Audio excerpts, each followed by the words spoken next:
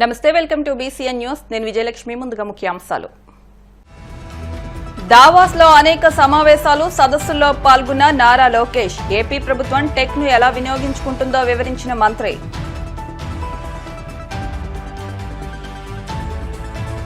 December నెలలో 67 దొంగతనం కేసులను ఛేదించిన విశాఖ నగర పోలీసులు. కేసు వివరాలను మీడియాకు వెల్లడించిన city commissioner Shankhabrata Bagchi. Red book రాజ్యాంగం విద్యార్థుల మీద కూడా చూపిస్తారా? రాష్ట్రంలో విద్య పేరుతో జరిగే దోపిడీని వ్యతిరేకిస్తున్నామన్న వైసీపీ విద్యార్థి విభాగం state working president Ravichandra. Tirumala శ్రీవారిని దర్శించుకున్న సినీ గాయని మంగ్లీ. ఆలయ మర్యాదలతో స్వాగతం పలికిన అధికారులు. దావోస్ లో మంత్రి నారా లోకేష్ పెద్ద సంఖ్యలో సమావేశాలు, సదస్సులకు హాజరయ్యారు.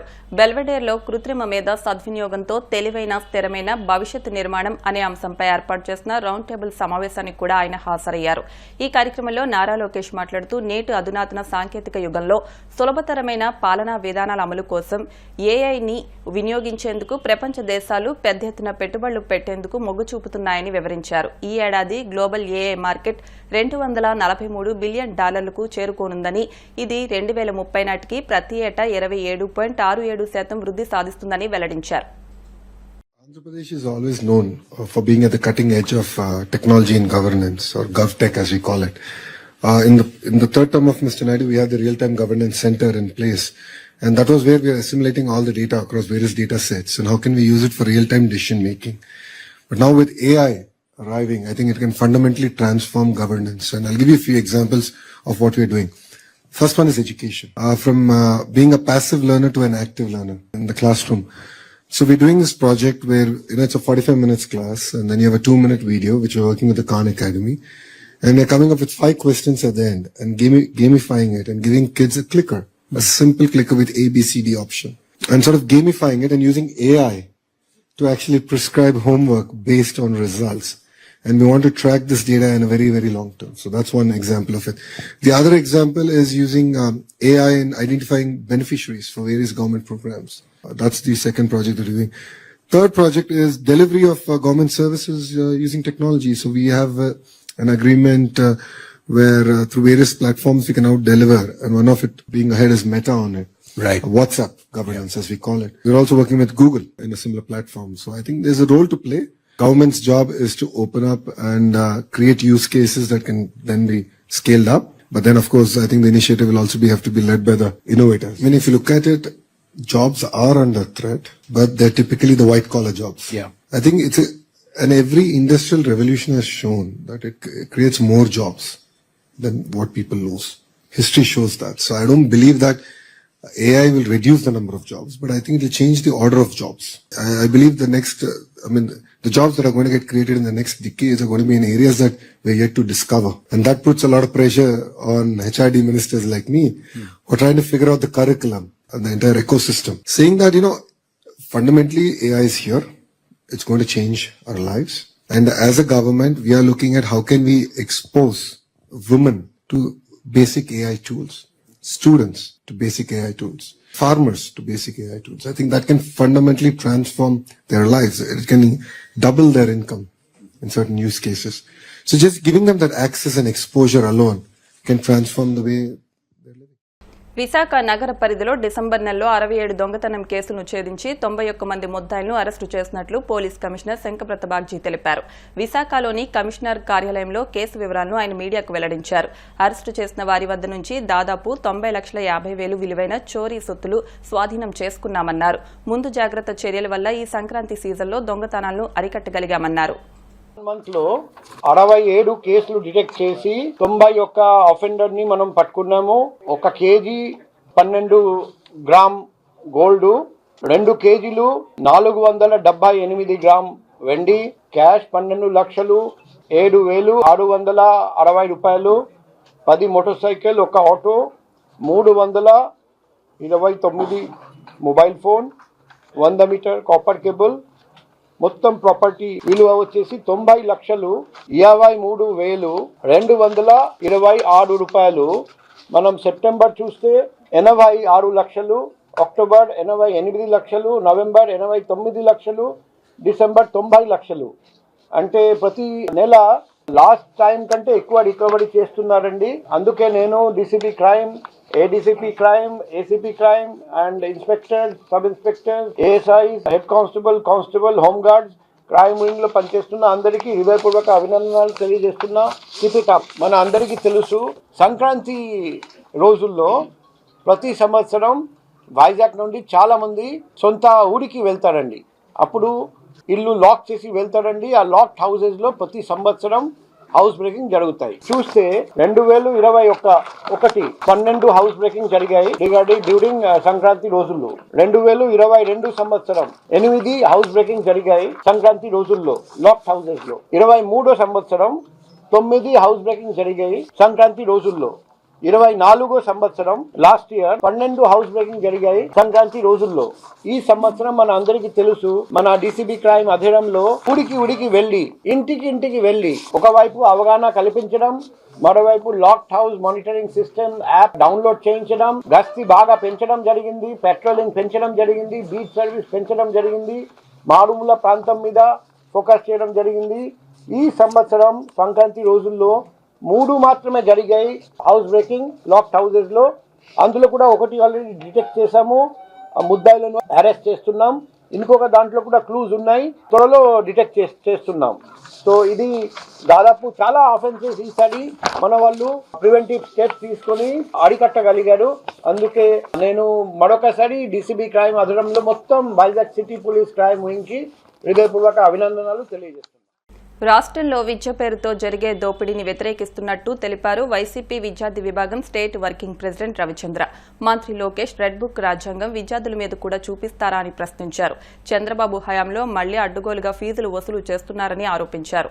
తాడేపల్లిలోని వైసీపీ కేంద్ర కార్యాలయంలో ఆయన మీడియాతో మాట్లాడుతూ ఏపీలో మళ్లీ ప్రైవేటు కాలేజీల వేధింపులు పెరిగాయని, కొన్ని సంస్థలు ఫీజుల పేరుతో దోపిడీ చేస్తున్నాయన్నారు.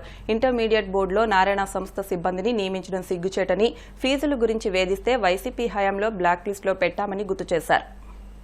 రాష్ట్ర వ్యాప్తంగా తీవ్రంగా ఒత్తిడి చేస్తా ఉన్నారు, వేధింపులకు గురి చేస్తా ఉన్నారు. మొత్తం మార్చి 1 నుంచి ఇంటర్మీడియట్ పబ్లిక్ పరీక్షలు ప్రారంభమవుతా ఉన్నాయి. ఈ నేపథ్యంలో సుమారు 5 లక్షల మంది విద్యార్థులు పరీక్షలకు హాజరవుతా ఉన్నారు. ఈ పరీక్షలకు హాజరయ్యే విద్యార్థుల వద్ద నుంచి చైతన్య, నారాయణ లాంటి కాలేజీ యాజమాన్యాలు ఫీజుల కోసం తీవ్రంగా ఒత్తిడి చేస్తా ఉన్నారు. ఇప్పటికే టర్మ్ ఫీజుల పేరుతోటి విద్యార్థుల దగ్గర నుంచి ఫీజులు వసూలు చేశాయి. మొన్ననే సంక్రాంతి ఫెస్టివల్ పూర్తయింది. సంక్రాంతి పండగ పూర్తయి సెలవులు అయిపోయిన తర్వాత తిరిగి కాలేజీలకి విద్యార్థులు వస్తే మీరు ఫీజులు చెల్లిస్తేనే కాలేజీ లోపలికి రావాలని కాలేజీ యాజమాన్యాలు ఈ రోజు విద్యార్థుల్ని తీవ్రంగా హింసిస్తా ఉన్నాయి. విద్యార్థుల్ని గేటు బయటకు పంపించి ఫీజు పే చేస్తేనే మీరు లోపలికి రావాలి, హాస్టల్ కి రావాలని కాలేజీ యాజమాన్యాలు విద్యార్థుల్ని హింసించడం అనేది చాలా దుర్మార్గమైన చర్య. ఈ రోజు చైతన్య, నారాయణ లాంటి వాళ్ళు, ముఖ్యంగా కూటమి ప్రభుత్వం అధికారం చేపట్టిన ఈ 7 నెలల కాలంలో నారాయణ గారు మంత్రి అయిన తర్వాత కార్పొరేట్ కాలేజీల ఆగడాలు పెద్ద ఎత్తున పెరిగిపోయాయి. ఈ రాష్ట్రంలో అడ్డగోలుగా ఫీజులు వసూలు చేస్తా ఉన్నాయి. సుమారు ఈ ప్రభుత్వం అధికారం చేపట్టిన 7 నెలల్లోనే కార్పొరేట్ కాలేజీలు నీట్ కోచింగ్ పేరుతో, ఐఐటి కోచింగ్ పేరుతో సుమారు 40% అడ్డగోలుగా ఫీజులను పెంచాయి. ఒకవైపు ఫీజులను పెంచడంతో పాటు ఫీజులు ఇన్ టైంలో మీరు చెల్లించకపోతే కాలేజీకి రావద్దు, బయటికి వెళ్లిపోండి అని కాలేజీల నుంచి విద్యార్థుల్ని బయటికి పంపిస్తున్న సంఘటనలు రాష్ట్ర వ్యాప్తంగా జరుగుతా ఉన్నాయి. ముఖ్యంగా విజయవాడలో గోశాల శ్రీ చైతన్య కాలేజీలో సెకండ్ ఇయర్ విద్యార్థి గౌతమ్ అనే విద్యార్థి ఫీజు చెల్లించలేదని కాలేజీ యాజమాన్యం విద్యార్థిని కాలేజీ లోపలికి అనుమతించకుండా గేటు బయటకు పంపించారు. మేము 20,000 పే చేశారు ఆ తండ్రి, ఇంకో 50,000 పే చేస్తేనే మీరు కాలేజీలోకి రావాలని కాలేజీ యాజమాన్యం హుకుం జారీ చేసి ఆ విద్యార్థితో పాటు వచ్చిన తండ్రిని బయటకు పంపించి మీరు ఫీజు పే చేస్తేనే లోపలికి రావాలి, 50,000 ఫీజు కడితేనే లోపలికి రండి అని గేటు బయటకు పంపించారు. ఇది చాలా అమానుషమైన ఘటన. దీనిపైన ఇంటర్మీడియట్ అధికారులు తక్షణమే చర్యలు తీసుకోవాలని వైఎస్ఆర్ విద్యార్థి సంఘం తరఫున మేము డిమాండ్ చేస్తా ఉన్నాం. ముఖ్యంగా ఈరోజు కార్పొరేట్ కాలేజీ యాజమాన్యాలు నీట్ కోచింగ్ పేరుతో 3 లక్షల రూపాయల పైగా ఫీజులు వసూలు చేస్తా ఉన్నారు. ఈరోజు Goshala Sri Chaitanya college NEET coaching student అతను గౌతమ్ సుమారు 2 లక్షల రూపాయలు ఫీజు ఇప్పటికే 1 లక్ష రూపాయల పైన పే చేశారు.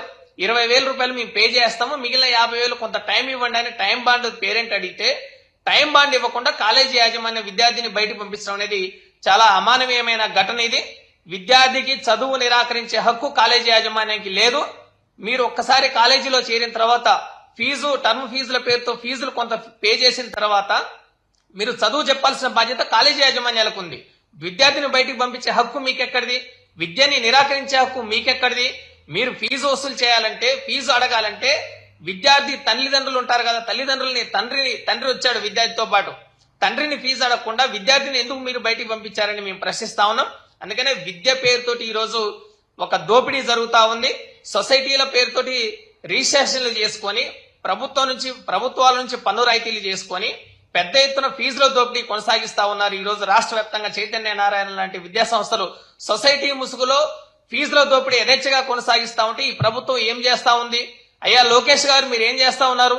మీ రెడ్ బుక్ రాజ్యాంగం అమలు చేయడం అంటే ఇదేనా? విద్యార్థిని క్లాసు తరగతిలోకి రాకుండా ఫీజు చెల్లిస్తేనే మీరు రావాలని హుకుం జారీ చేసే కార్పొరేట్ కాలేజీ యాజమాన్యాలపైన మీరు ఏ విధమైన చర్యలు తీసుకుంటా ఉన్నారు? మీరు రెడ్ బుక్ రాజ్యాంగంలో భాగంగానే విద్యార్థులను చదువు చెప్పకుండా బయటికి పంపిస్తున్నారని మా వైఎస్ఆర్ విద్యార్థి సంఘం తరఫున మేము ప్రశ్నిస్తా ఉన్నాం. ప్రభుత్వానికి చిత్తశుద్ధి లేదు. ఫీజుల పేరుతో యథేచ్ఛగా ఫీజుల దోపిడీ కొనసాగుతా ఉంది. శెట్టిబలిజ యువసేన సేవలు అభినందనీయమని మంత్రి వాసంశెట్టి సుభాష్ పేర్కొన్నారు. పశ్చిమ గోదావరి జిల్లా నర్సాపురం మండలం సీతారాంపురంలో శెట్టిబలిజ యువసేన ఆధ్వర్యంలో యలమంచిలి మండలం దొడ్డిపట్ల గ్రామానికి చెందిన కడిమి మణికంఠ బోన్ క్యాన్సర్ వ్యాధికి గురై చికిత్స చేయించుకోలేని స్థితిలో ఉండగా స్పందించిన శెట్టిబలిజ యువసేన సభ్యులు వాట్సాప్ గ్రూప్ ద్వారా సేకరించిన 2,22,000 నగదును మంత్రి సుభాష్ చేతుల మీదుగా బాధిత కుటుంబ సభ్యులకు అందజేశారు. ఈ సందర్భంగా మంత్రి మాట్లాడుతూ ఎదుటివారి ప్రాణాలు కాపాడేందుకు యువసేన సభ్యులు చేసిన కృషి అభినందనీయమన్నారు. ఎదుటివారు కష్టంలో ఉన్నారని తెలిసిన ప్రతి ఒక్కరూ ఈ విధంగా స్పందించి మానవత్వం చాటుకోవాలని ఆయన పిలుపునిచ్చారు. కడిమి మణికంఠ అని 30 సంవత్సరాల వయసు గల యువకుడు బోన్ క్యాన్సర్కి బారిన పడి వాళ్ళ కుటుంబం చిన్నాభిన్నం అయ్యే పరిస్థితి. మరి ఆయన అపోలో హాస్పిటల్లో ట్రీట్మెంట్ తీసుకుంటూ ఉన్నాడు. అత్యంత విషాదకరమైన సంఘటన. అది తెలుసుకున్న శెట్టిబలిజ యువసేన గ్రూప్ సభ్యులందరూ సుమారు 2,20,000 రూపాయలు ఈరోజు ఆ కుటుంబానికి అందజేయడం జరిగింది. కష్టమని తెలిసిన వెంటనే ఎన్నోసార్లు స్పందించిన శెట్టిబలిజ యువసేన మరొకసారి వెనువెంటనే స్పందించి 2,20,000 మరి ఆ కుటుంబం ఆదుకోవడానికి ఇచ్చారు. వారందరికీ కూడా నా హృదయపూర్వక నమస్కారాలు తెలియజేస్తా ఉన్నాను. మరి కరోనా తర్వాత ఈ యొక్క సేవాభావం అందరిలోనే పెరిగింది. ఎందుకంటే ఒకరు ముట్టుకుంటే చనిపోయే రోజు వస్తుందని తెలియని పరిస్థితిలో మరి ఆ రోజు రావటం, మరి పక్కనున్న వాళ్ళు ఉన్నారా లేరా అని తెలుసుకుని లోపే పక్క వాళ్ళు చనిపోవడం జరిగేది. అవన్నీ చూసి మరి కొంత యువత ముందుకొచ్చి ఈ సేవా కార్యక్రమాల్లో పాల్గొనడం, అలాగే శెట్టిబలిజ యువసేన గ్రూప్ సభ్యులందరికీ నా హృదయపూర్వక ధన్యవాదాలు తెలియజేస్తా ఉన్నాను. ఇలాంటి సేవా కార్యక్రమాలు మరెన్నో చేస్తూ పేదల పాలిట ఒక ధైర్యంగా నిలుస్తారని భావిస్తూ థ్యాంక్ యూ. లోపే పక్క వాళ్ళు చనిపోవడం జరిగేది. అవన్నీ చూసి మరి కొంత యువత ముందుకొచ్చి ఈ సేవా కార్యక్రమాల్లో పాల్గొనడం, అలాగే శెట్టిబలిజ యువసేన గ్రూప్ సభ్యులందరికీ నా హృదయపూర్వక ధన్యవాదాలు తెలియజేస్తా ఉన్నాను. ఇలాంటి సేవా కార్యక్రమాలు మరెన్నో చేస్తూ పేదల పాలిట ఒక ధైర్యంగా నిలుస్తారని భావిస్తూ థ్యాంక్ యూ. ఇప్పుడు కాసేపు ప్రకటనలు.